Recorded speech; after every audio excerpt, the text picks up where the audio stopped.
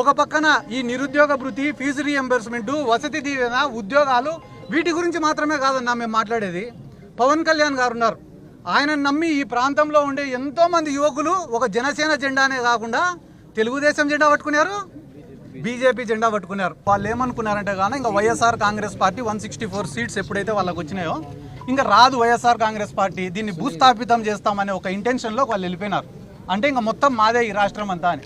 కానీ జగన్మోహన్ రెడ్డి గారు ఎప్పుడైతే పబ్లిక్లో తిరగడం మొదలుపెట్టినారో, మళ్ళీ పబ్లిక్ నుంచి స్పందన రావడం మొదలైందో, ఆయనను అరికట్టాలా, నిలువరించాలా, ఎక్కువ ప్రోగ్రామ్స్ చేయకూడదు, ఎక్కువ పబ్లిక్లోకి పోకూడదు అని రెస్ట్రిక్షన్స్ పెట్టాలనే కారణంతోనే ఈ కేసులన్నీ కూడా పెడుతున్నారు.